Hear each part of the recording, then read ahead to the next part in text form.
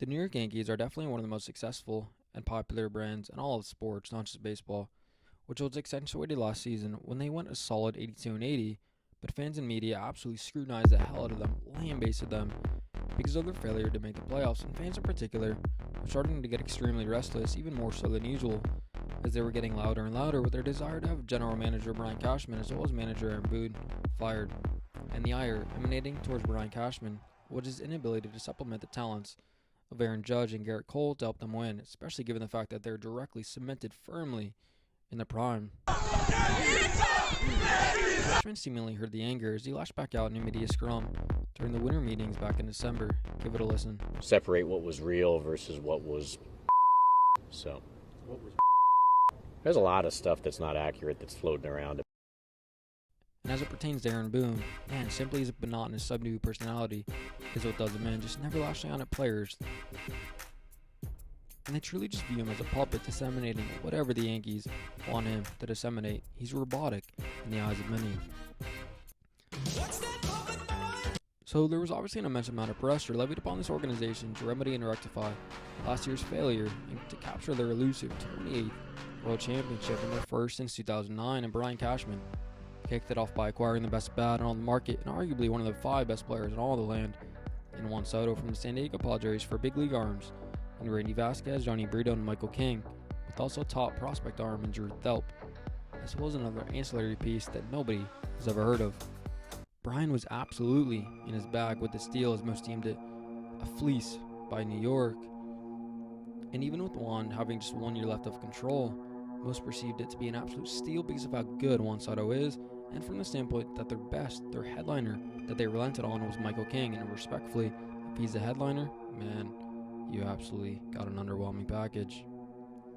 Now with the offseason still not finished, an apparent glaring hole still in the roster, Brian still needed to make a litany more moves to shore up the squad, and that he did as he acquired Alex Verdugo from the divisional rival Boston Red Sox for an innocuous relief arm you and I have never heard of, as well as inking pitcher Marcus Stroman to a 2-year, $37 million pact.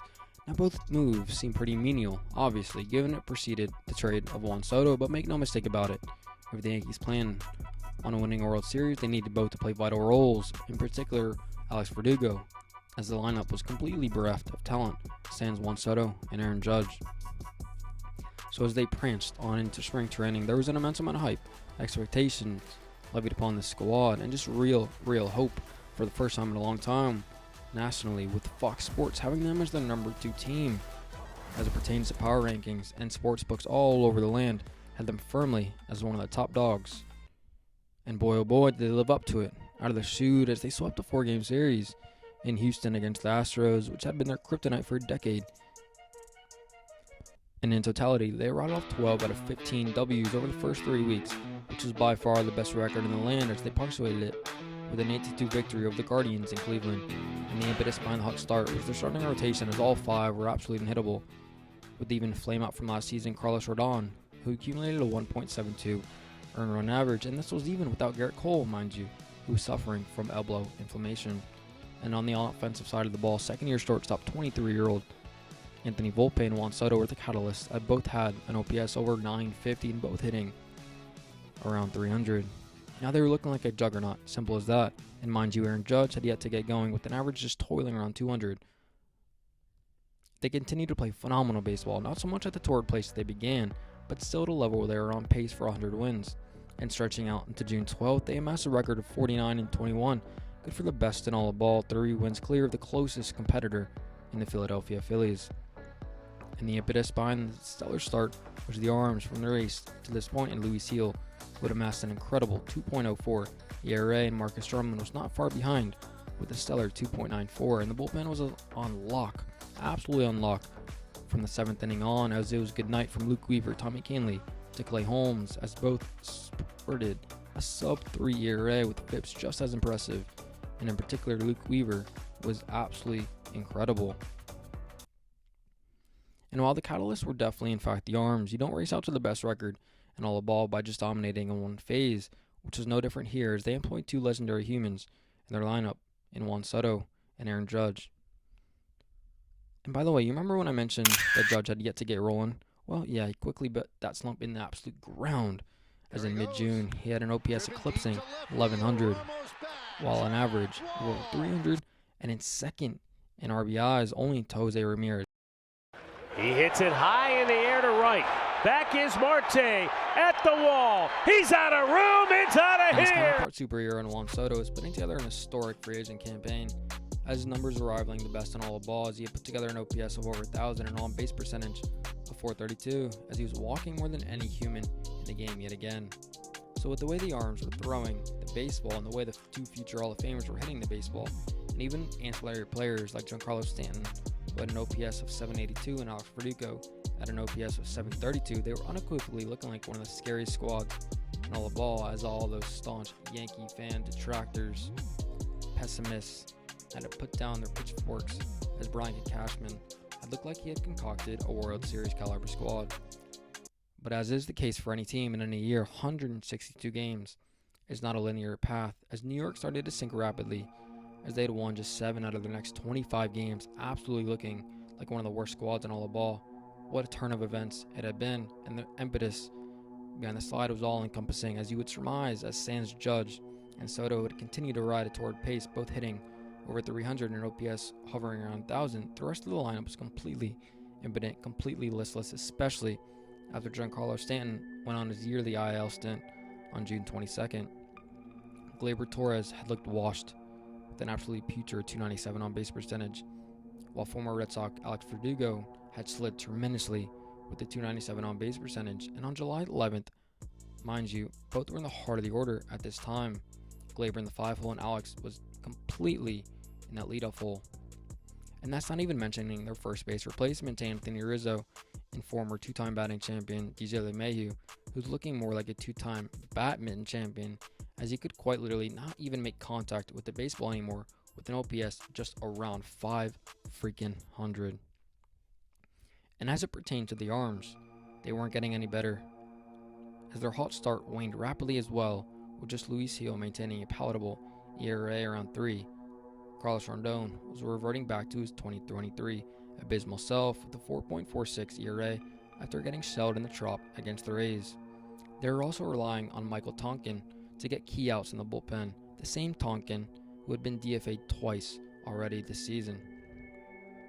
The tension was palpable in the great city of New York, with fans once again expressing their displeasure with their baseball team, screaming and yelling at anyone who would listen.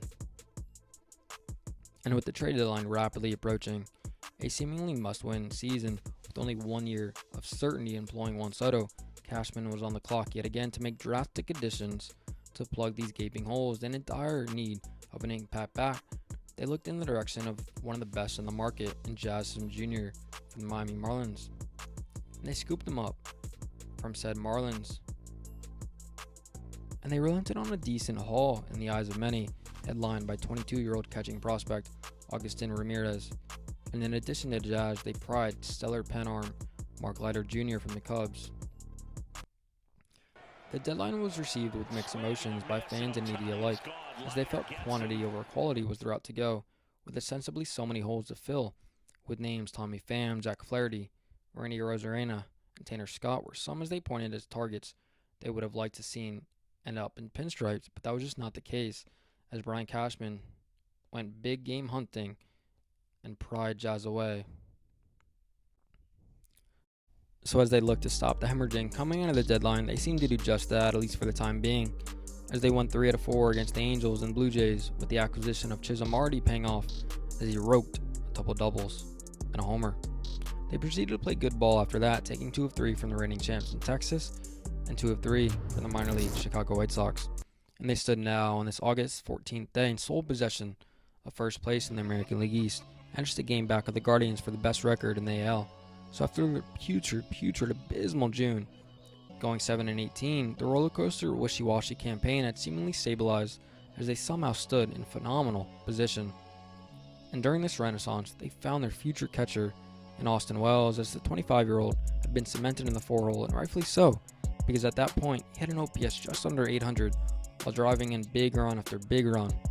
And on the pitching side, Garrett Cole had gotten his sea legs under him after finally missing the first few months.